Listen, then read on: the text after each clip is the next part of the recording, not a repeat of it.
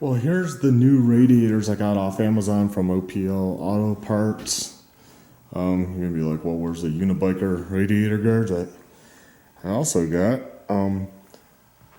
I didn't know they were gonna be that much bigger than the stock ones. I guess these are more of a copy of the Flowdyne radiators. They do not fit the Unabiker guards, so you might want to note that. Could you make them work? I don't know. You'd probably really have to, cut that and to get things aligned. I don't know. It could be a real huge hassle. Don't feel like messing with that at the moment for a project. Let's see. Here's the right side taken off. Started leaking, I think, down there when I was trying to get brackets lined up.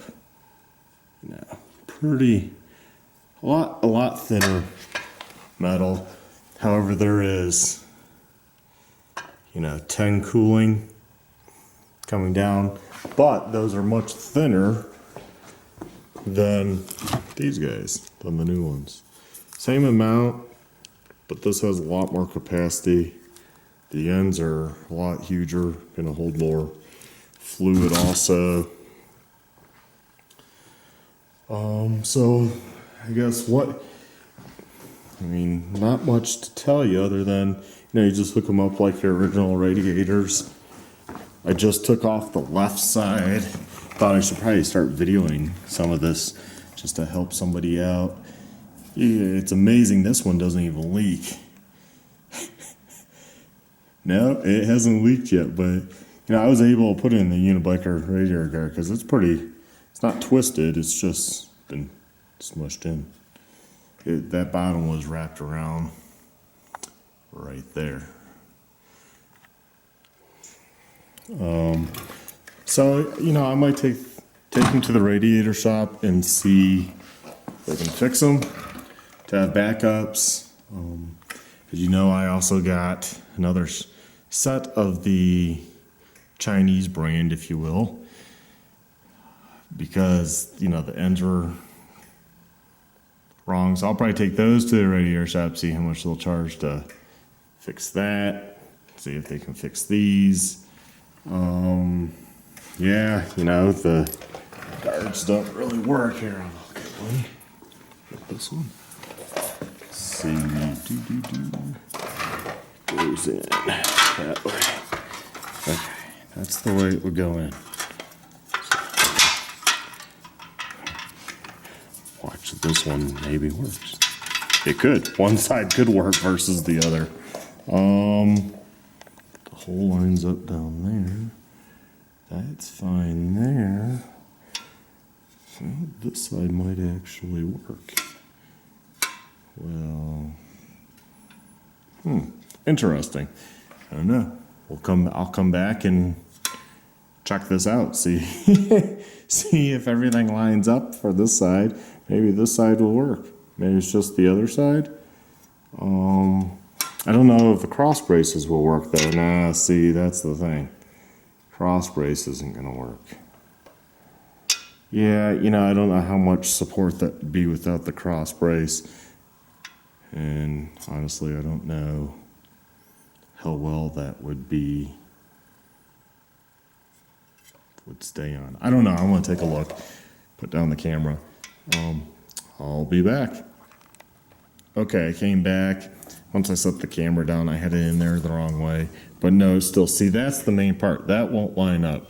Now, the whole... Where is it? Oh, the hole that's up here, that one would line up. This one, however, will not. Well, you say, well, maybe if you take off these cross braces, we'll know, because the other part of the radiator hits. Now, technically, yes, I wouldn't be putting on the fins with these guards. So, if I cut that off, but then I still have this brace issue here.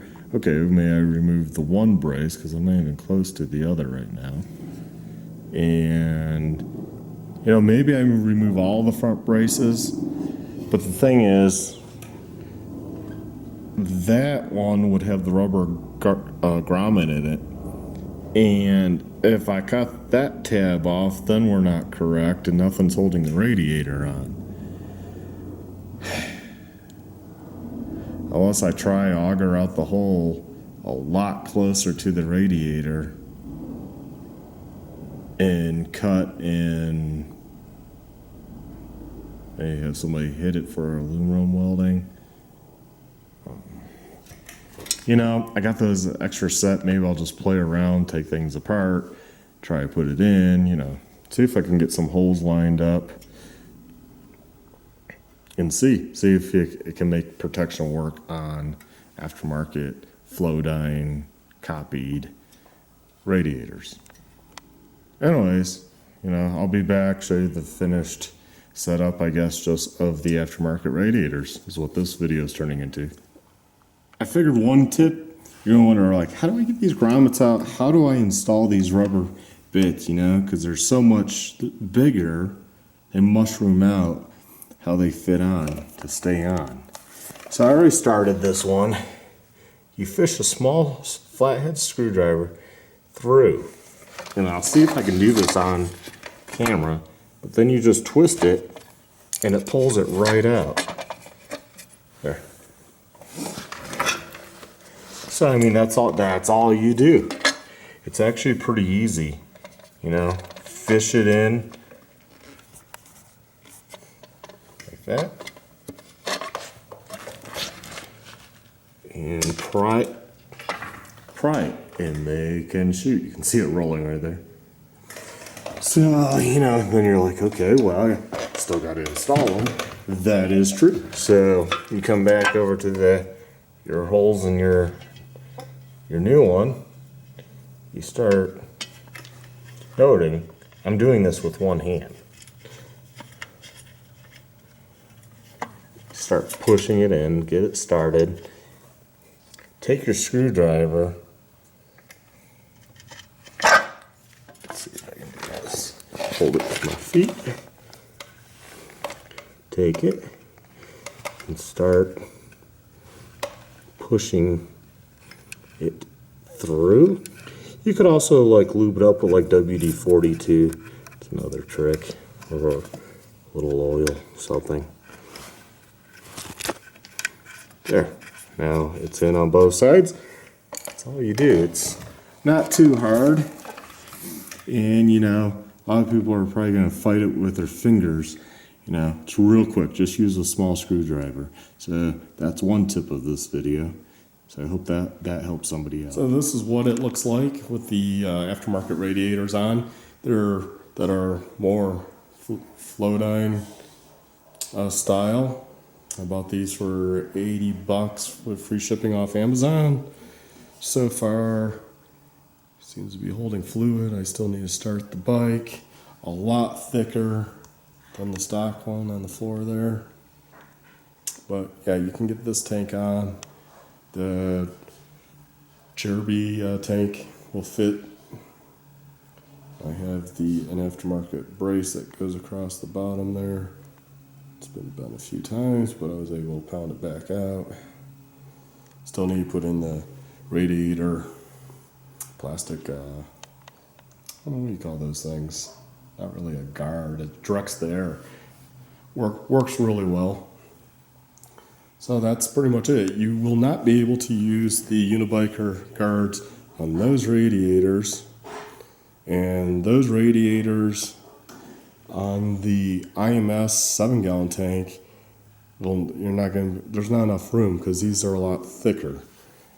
In fact, I'm not even going to put back on my radiator fan because I believe there's a lot less room in here for it. So I don't even think my KTM radiator fan will fit in there. So I'm not even going to try.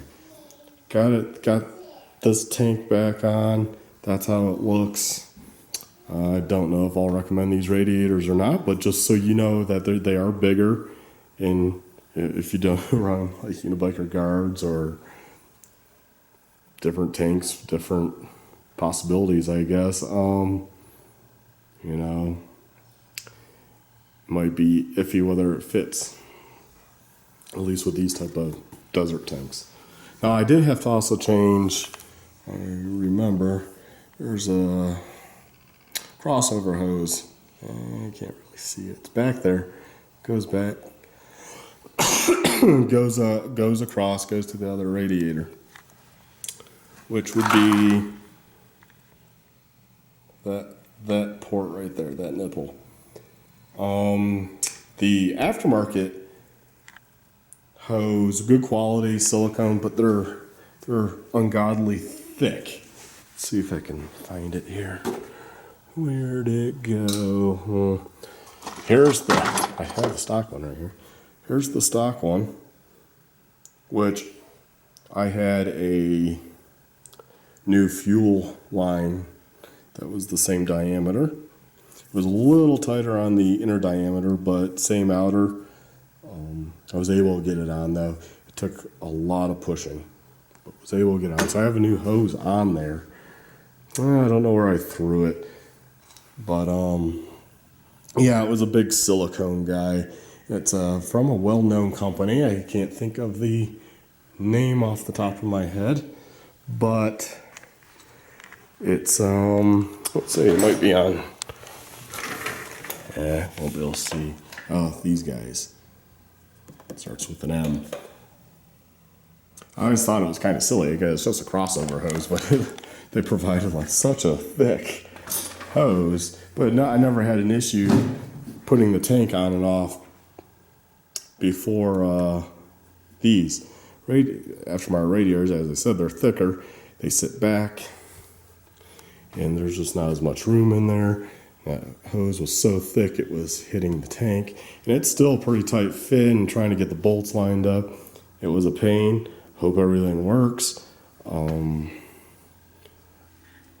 Just I might be taking the original radiators in to be fixed. In that case, if these go out, although I do have another set of these because they were very good OPL Auto Parts. Did send me a second set, didn't ask for a return or anything. And see the other side there, pretty wavy. But those would fit in the guards. The guards are pretty beefy. Probably still wouldn't be able to get the fan in there unless I modified somehow to get the fan to work. But these ones are thicker, wider. They're gonna provide more cooling. They hold more coolant. So, you know, that's where I'm at. Hopefully this review helps you for installing these radiators and kind of figure out what works with what, you know. That's always the downside, not knowing. So thanks for watching. Please like, subscribe, and check out my other videos.